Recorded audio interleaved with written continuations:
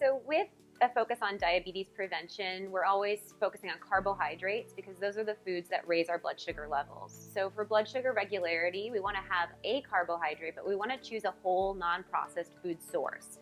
So choosing a sweet potato, for instance, instead of a refined flour-based bread product would be highly superior. In our sweet potato, we're going to get antioxidants, vitamin A, beta-carotene, chromium. All of these things are health supporting versus health depleting.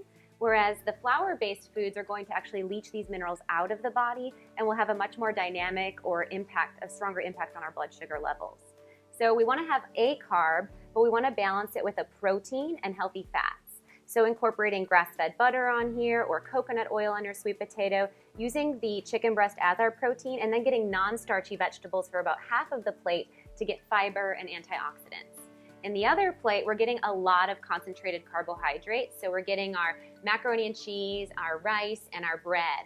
We can see that 3/4 of this makeup is coming from carbohydrate foods, and most of them are refined and lacking those vitamins and minerals that we'd be getting in the single ingredients over here from the vegetable selection.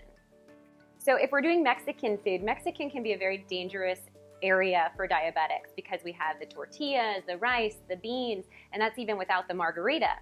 So we want to be mindful of which foods have carbohydrates and how to select the best options. So for instance, in our burrito, that burrito shell alone can be about 5 slices of bread in equivalent carbohydrate grams. So you're already starting with 5 slices of bread. They're typically going to fill it with rice and beans, which are also carbohydrates and are lower cost.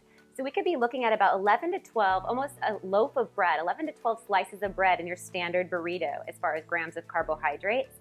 So I recommend my clients deconstruct it.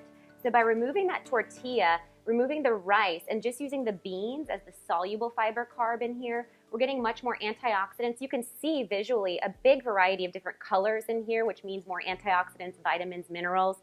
We're still getting the protein from the chicken, and then we're getting the healthy fat from the guacamole.